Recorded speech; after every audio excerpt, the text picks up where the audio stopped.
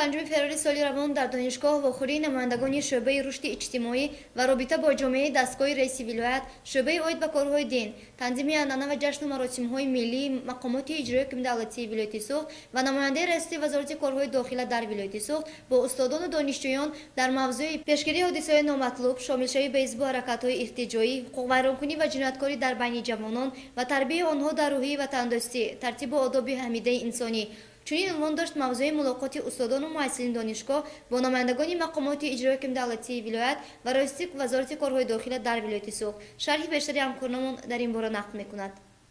واخوریро муовини ректор оид ба корҳои тарбия мубина хаҷаева ифтитоҳ намуда ҳадаф ва моҳияти ташаккулу баргузории чунин мулоқоту вохориҳоро дар ҳамкории зич бо мақомоти иҷроияи ҳокимияти давлатии вилоят сохторҳои қудратӣ ва амсоли инҳо баҳри пешгирии қонунвайронкунӣ ва гаравиши ҷавонону наврасон ба гурӯҳҳои ифротӣ тарбияи ахлоқу маънавиёт ва ташаккули тафаккури солиму созандаи ҷавонон муҳим арзёбӣ намуд.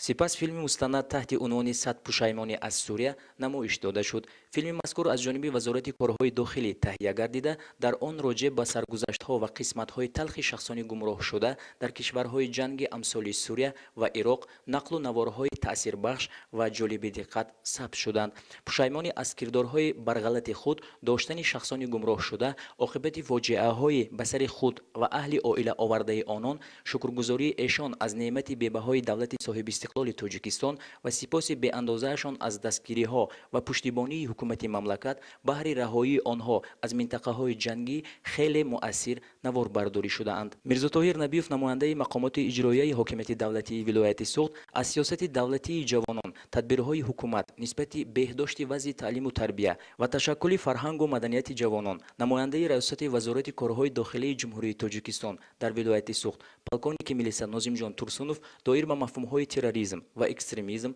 فعالیت گروه‌های افراطی، پیشگیری شامل شوی جوانان به حزب و حرکت‌های تندگرا، عارفجان ارگاشف، نماینده شورای علمای دینی ولایت در خصوص منع و محکوم کرده شدن زوراوری و قتل و کشتار از نگاه اسلام و امثال اینها مفصل ابراز نظر نمودند. تاکید گردید که برگزاری چنین ملاقات و واخوری‌های مفید برای تربیت معنویات، بلند برداشتن حس خودشناسی و خودآگاهی ملی جوانان همه جهت مساعدت می‌نماید.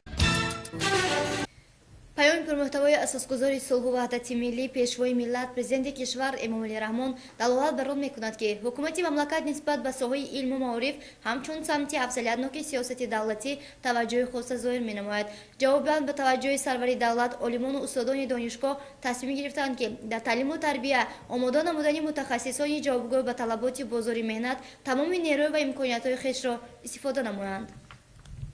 در رابطه با پهلوهای مختلفی پیام امسال تشکیل و برگزار شدن سلسله همایش‌ها و ملاقات و واخوری‌ها دلیل این گفته‌هایند. در فاکولته به حسابگیری و انداز با اشتراک معاون سرریاست مالیه ولایت سوخت حکیم جان شریپов، سردار شعبه اودیت داخلی و نظارتی منوچهر شرماتов و استادان و معلمین فاکولته سمیناری متدولوژی در موضوع از پیام تا پیام دستاوردها و موفقیت‌ها برگزار گردید. دکان فاکولته دوچنت سید مرادخان ممدov در آغاز عاید به پیام سروری دولت محترم امامعلی رحمان که سردفتر کاری همگان است ابراز اندیشه نموده درباره نقشه‌های دورنمای عصر 21 شرایط اقتصادی تاجیکستان و بحران اقتصادی جهان سخن کرد. سپس حکیم جان شریپов درباره جریان مهاجرتی مهنتی، شدتناکی شرایط اقتصادی، مسائل مبرم جای کاری و صادرات و واردات محصولات به تاجیکستان حرف زد. سردار شعبه اودیت داخلی و نظارتی منوچهر شرماتov در سخنرانی خود عاید به مبلغ‌گذاری در دایره لایحه‌ها، تمایل‌های اقتصادی و مالیوی انتقال مبلغ‌ها